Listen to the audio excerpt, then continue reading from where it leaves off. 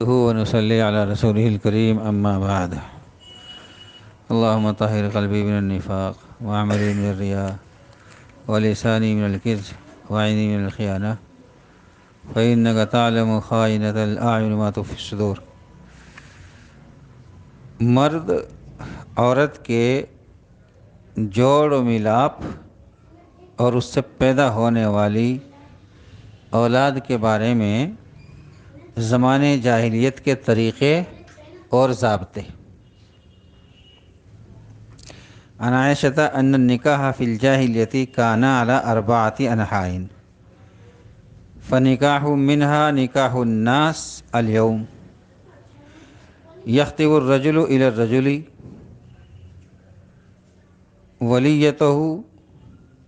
أو ابنته فيصدقها ثم ينكحها. ونکاح آخر کان الرجل یقول لامرأته اذا طہرت من طمسها ارسلی الى فلان فاستبزعی منه ويعتزلها زوجها ولا يمسها ابدا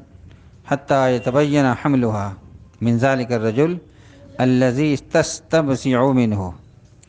فإذا تبين حملها أصابها زوجها إذا أحبه وإنما يفعل ذلك رغبة في نجابة الولد فكان هذا النكاح نكاح الاستبزاع. ونكاح آخر يجتمع الرهط ما دون العشرة فيدخلون على المرأة كلهم يصيبها فإذا حملت ووضعت ومر عليها ليال بعد أن تضع حملها أرسلت إليهم فلم يستطع رجل أن يمتنع حتى يجتمعوا عندها تقول لهم قد عرفتم الذي كان من أمركم وقد ولدت فهو ابنك يا فلان تسمي من أحبت باسمه فيلحق به ولدها ولا يستطيع أن يمتنع منه الرجل. والنكاح الرابع يجتمع الناس الكثير فيدخلون على المرأة لا تمتنع ممن جاءها وهن البغايا كن ينصبن على أبوابهن رأيات تكون علما فمن أرادهن دخل عليهن فإذا حملت إحداهن ووضعت حملها جمعوا لها ودعوا لهم القافة ثم الحقوا ولدها بالذي يرون فالتقط به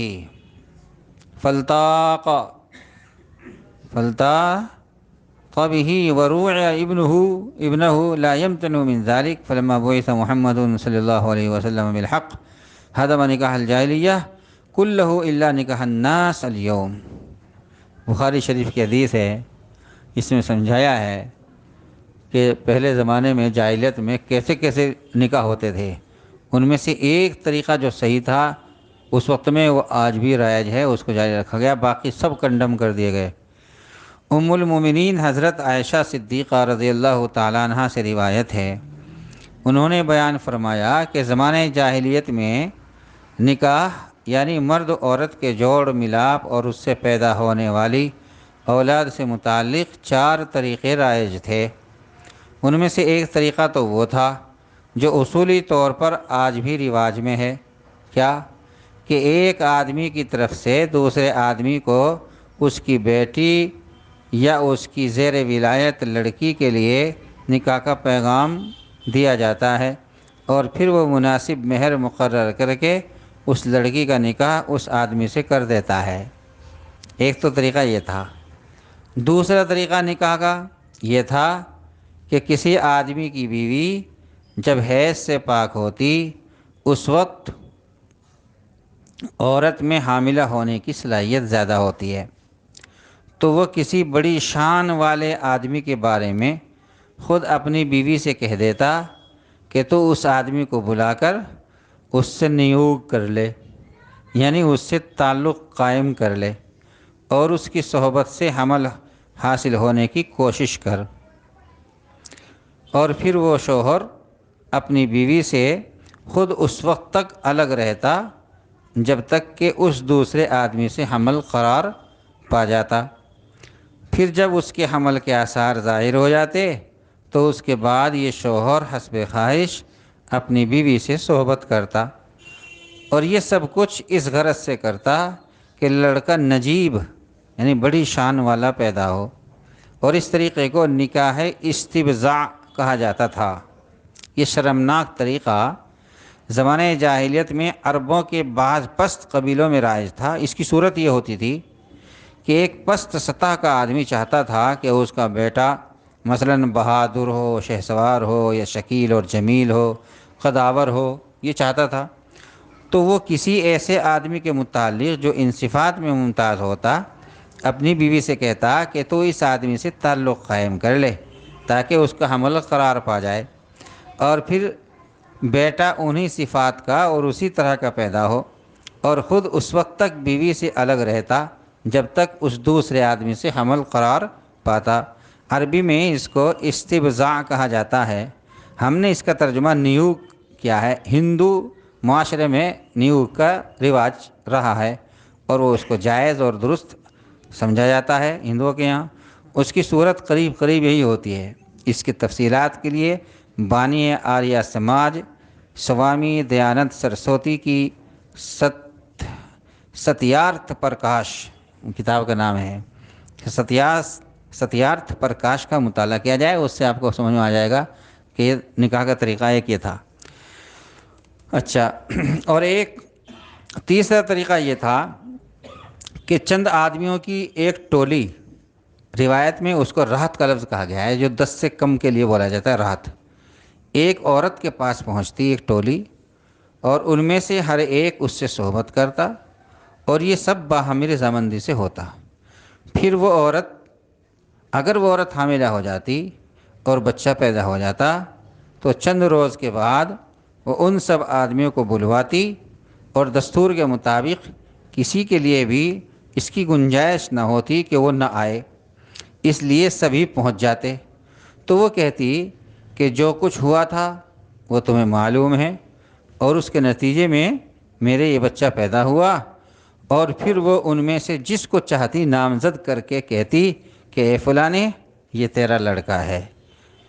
پھر وہ لڑکا اسی کا مان لیا جاتا تھا اور وہ آدمی انکار نہیں کر سکتا تھا۔ یہ تیسرا طریقہ تھا۔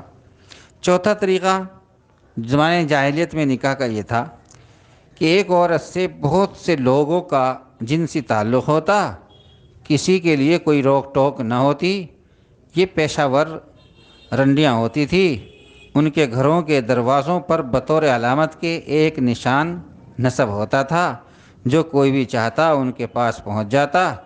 تو جب ان میں سے کسی کو حمل رہ جاتا تو پھر وہ بچہ پیدا ہوتا تو اس سے تعلق رکھنے کے لیے یہ سب لوگ جمع ہو جاتے اور قیافہ شناسی کے ماہرین بلائے جاتے، پھر وہ اپنی قیافہ شناسی سے اس بچے کو جس کے نطفے سے سمجھتے اس کا لڑکا قرار دے دیتے تھے، اور بس وہ اس سے چپک جاتا تھا اور اسی کا بیٹا کہا جاتا تھا، اور اس سے انکار نہیں کر سکتا تھا، بس وہ نکاح اس سے گویا ہو گیا۔ ام المومنین حضرت عائشہ رضی اللہ تعالیٰ عنہ زمانۂ جاہلیت کے یہ سب طریقے بیان کرنے کے بعد آپ نے فرمایا، پھر جب حضرت محمد صلی اللہ علیہ وسلم اللہ تعالیٰ کی طرف سے دین حق کے ساتھ مبعوث ہوئے تو آپ نے جاہلیت کے ان سب شرمناک اور حیا سوز مروج طریقوں کو یکسر مٹا دیا، بالکل کنڈم اور ختم کر دیا، اور نکاح اور شادی کا بس وہی پاکیزہ طریقہ رہ گیا جو اب جاری ہے۔ یعنی حضرت عائشہ صدیقہ رضی اللہ تعالیٰ عنہ کی اس روایت سے اندازہ کیا جا سکتا ہے کہ رسول اللہ صلی اللہ علیہ وسلم کی بعثت سے پہلے عرب کیسی گندگیوں اور تاریکیوں میں تھے، اور پھر آپ کی ہدایت اور تعلیم اور تربیت نے ان کو آسمان ہدایت کا چاند اور سورج بنایا۔ اللہم صلی علی سیدنا محمد عبدک و نبیک رسول الرحمت